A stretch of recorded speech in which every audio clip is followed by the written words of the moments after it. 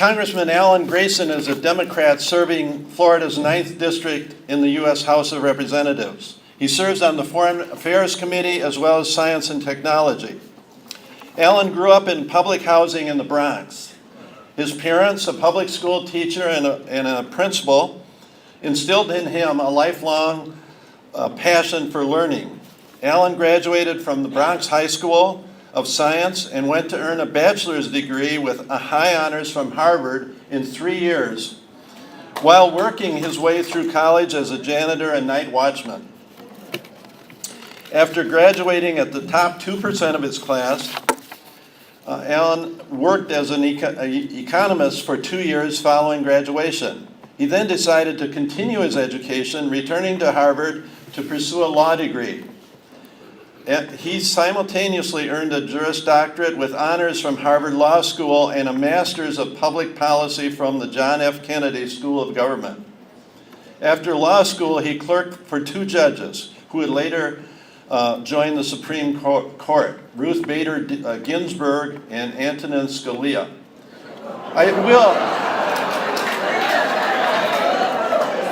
Let's give him a break on the Scalia. We maybe would want him to explain that.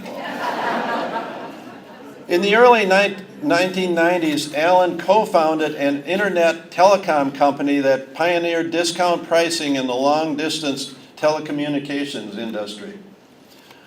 He became the first president of IDT Corporation, which operated, to begin with, from the second floor of a funeral home.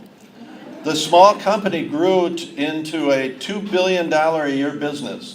IDT Corporation is traded on the New York Stock Exchange and appeared on the Future 1000 list.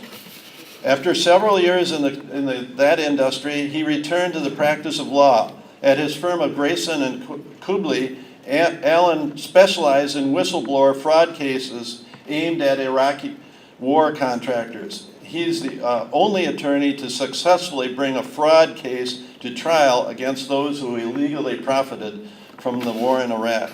He and his wife, Lolita, live in Orlando with their 5 children. It's my pleasure at this time to introduce Congressman Alan Grayson.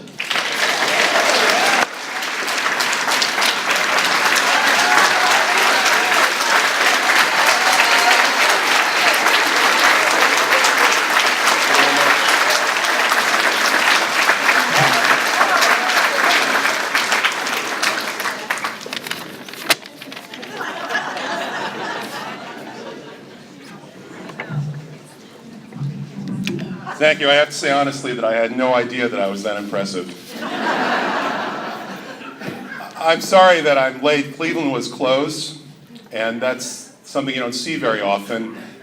In fact, the only time I've ever seen it before is between an African-American neighborhood and a polling place on Election Day. I told a colleague of mine, a Republican colleague of mine, that I was going to address the Democrats at the Villages. He said to me, "Boy, I'm 55, so I just get a thrill when people address me that way. Boy, that makes you the village idiot."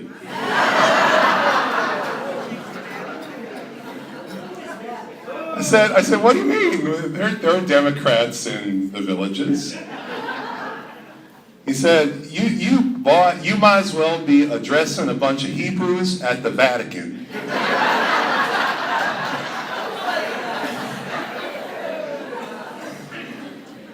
I said, "I think everything's going to be fine." He said, no. He said, no. No, if you're going to get out there alive, you're going to have to exercise your Second Amendment rights. I said to him, "Well, is there any way I might be able to win them over, the people in the Villages?" He said, "Yeah, what you could do is you could say to them what an honor it is for you to serve with President Reagan. Because a lot of them think he's still president."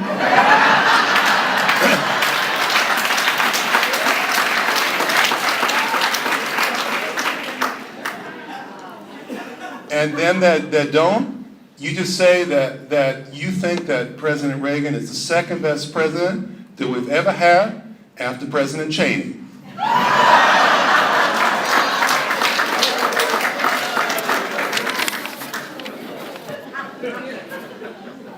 Now, I have to tell you, I'm very happy to be here with the Democrats of the villages.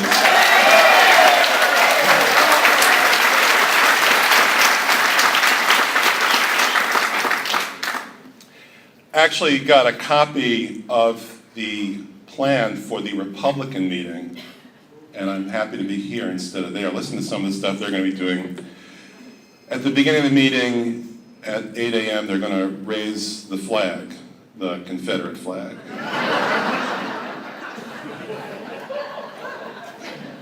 At 8:30, the Republicans of the villages are going to have their breakout sessions. In one room, they're going to have the bigots. In another room, they're going to have the paranoids. And then in the big room, the big conference room, they're going to have the gullibles.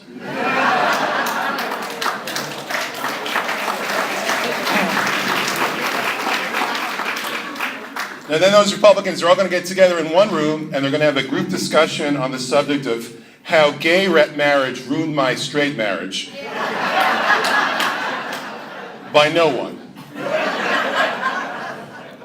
And then a demonstration of leading-edge Republican technology, the Kevlar chastity belt.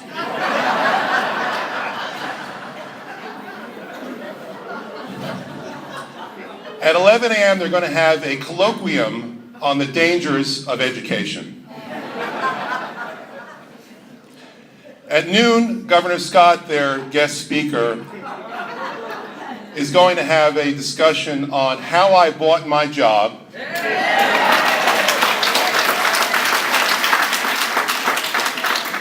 and turned a profit. Then, their next guest speaker at 2:30 is Rush Limbaugh.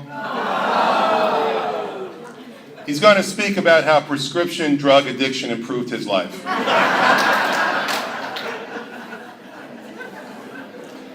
At 3:30, there'll be a special preview of the next upcoming big movie for Republicans. It's a remake of The Manchurian Candidate, featuring Ted Cruz as the Manitoba candidate. At 4 p.m., there'll be a silent auction. Excuse me for a minute. Sorry, I'm fighting the flu here. Don't get too close, but you probably weren't going to get too close anyway. A silent auction of Davy Crockett's rifle. It was used only to kill rabbits and Native Americans. At 4:30, a magnificent movie tribute to Dan Quayle, the former vice president, entitled The Brains of the Operation.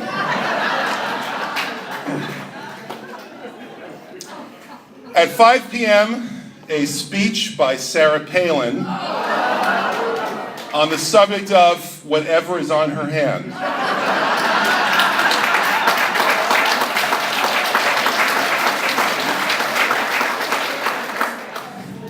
Then dinner at 6, featuring only freedom fries. And then in the evening, when it gets dark, the ritual burning of the Bill of Rights, except for the Second Amendment. Now, let me say a few words about why I'm glad to be here with you all instead of there. I am proud to be a Democrat.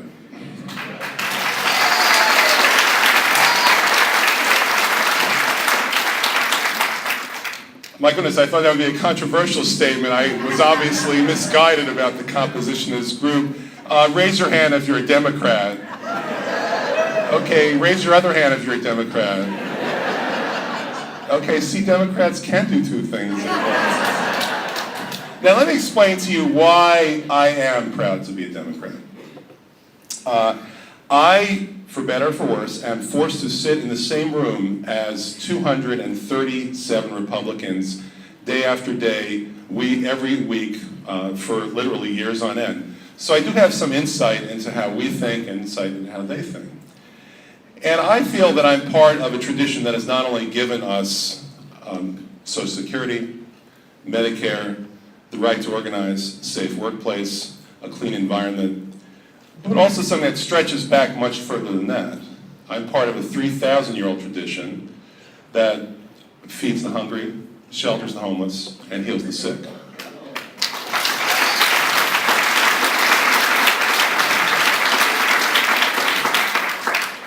Now, when you look at the issues that are on the public's agenda in the newspapers every day, it's kind of puzzling as to what pulls it all together. We could be talking about one day about expanding Medicare. We could be talking another day about gun safety. No obvious connection between that and immigration reform. But if you delve into it and if you live it the way that I do day in and day out, you realize that there is an important connection. And I think that indicates why your participation here, the reason why you're here today, is so important. I know many people in Florida who are Democrats, not necessarily anybody here in this audience, but many people think of the Democratic Party as some kind of club, like it was the Rotary Club or the Lions Club. I think of it differently. I think of it as more like a gang, like the Crips or the Blood. We have our gang, they have their gang, we have our territory, they have their territory, and we sometimes have to engage. And the reason for that is that we're fighting for things that actually are important in people's lives, whether it's jobs, whether it's Social Security, whether it's Medicare. We have our turf, and we have to protect it. They have their turf, bailouts, tax breaks for the rich, favors from multinational corporations, deregulation of Wall Street. They have their turf and they try to protect that as well. And that's just the way it is. I guess I can imagine a world that's different, but that's not the world that we live in. And I think that the thing that pulls it together for me is this. I have a sense that we understand the world in a deep and fundamental way. We understand, as John Kennedy said, that the world doesn't start out fair, that you have to make it that way. You have to make it that way. And in fact, if you look around, you'll see that here in the 21st century, at this time, on this place, on this planet, there are still people who face hunger. Not necessarily a lot, but still some. There are lots of people who face a lack of educational opportunity. There are a very large number of people who can't find a job. Those who do find a job don't often find the kind of job they're looking for, or the kind of job that really matches what they're trained to do or what they're able to do.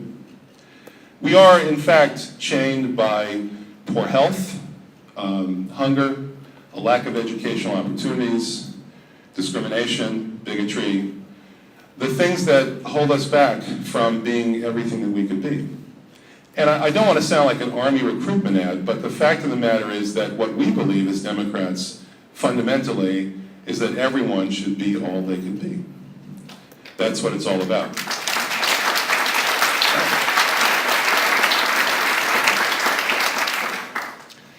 If you wake up hungry in the morning, you can't be all that you could be.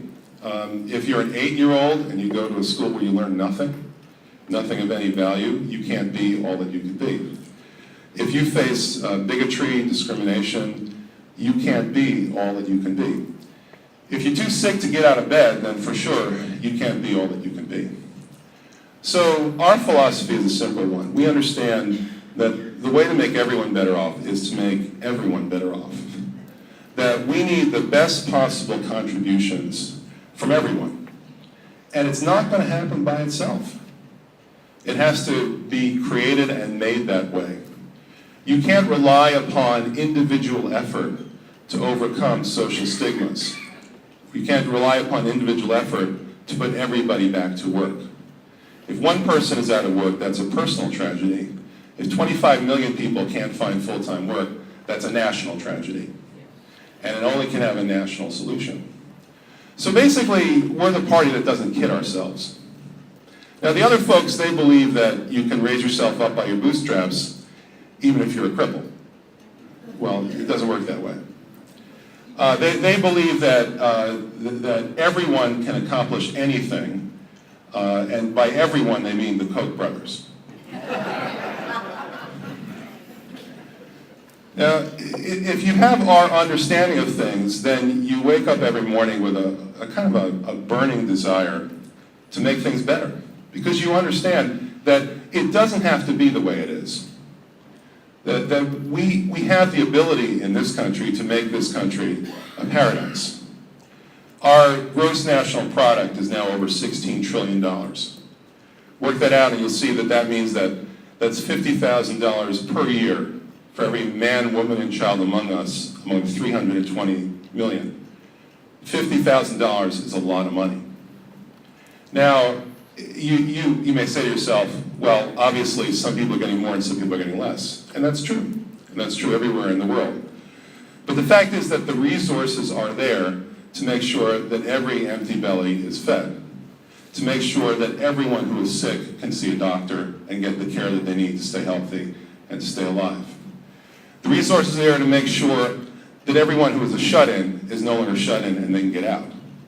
That everyone who faces discrimination or bigotry can overcome it. And that's what we do. And that's why we do it. Because we have the sense that it can be better, that we can make this place a better place. So when you go into next year's election, don't think of it in terms of personalities. Don't even think of it in terms of issues. Think of it in terms of deep, abiding principles. Our deep, abiding principle is that we want to make everyone better off. The greatest good for the greatest number. And that's something that the other party can't even hope to provide. You ask them, for instance, what do they think about unemployment? And the answer is, go work for your rich billionaire uncle. Well, okay, if you have one. You ask them, what is their solution to transportation difficulties? Let's sell off the highways. Yes, let's sell off the highways. You ask them, what about your health care plan?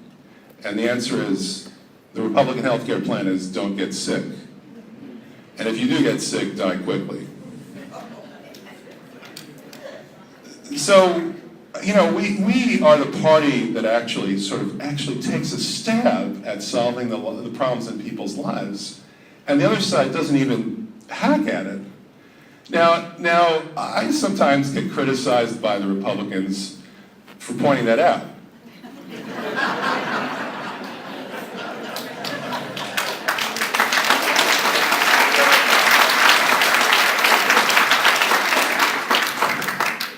I say, you know, when it comes to solving the problems in the lives of ordinary people, you got nothing. And they don't like that. They say, it's really mean for me to say you got nothing. And I say back to them, well, go get something. I said 4 years ago that the Republican health care plan is don't get sick. That was 4 years ago. I'm still waiting to hear a better plan from them. You know, we live in a country where people desperately want everyone to get along, and I want that too. You know, I was rated by Slate magazine the most effective member of Congress.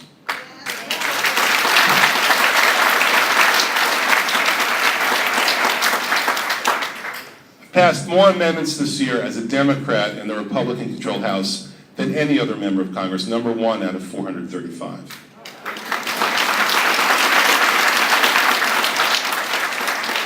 And these are not amendments to rename post offices or establish commissions or study groups. No, these are real amendments. One amendment, for instance, is an amendment that in a time of great budgetary concern raised the budget for bilingual housing counseling. And by the way, that's something we need very much here in Central Florida, by 50%.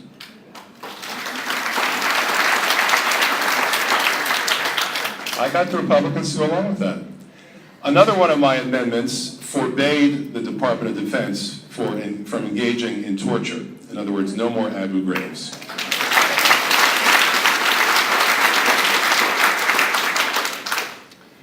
Another one of my amendments forbade the use of, believe it or not, this was an actual plan, weaponized drones by the Department of Homeland Security here in the United States.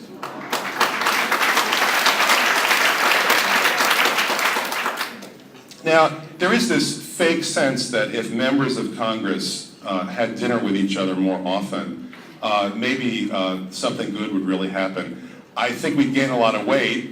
I don't think anything else would come out of that. Frankly, on the other side, they have their dinners of lobbyists, so they're already covered. That's another thing that puzzles me. The lobbyists seem to have no interest in me whatsoever. I feel kind of rejected.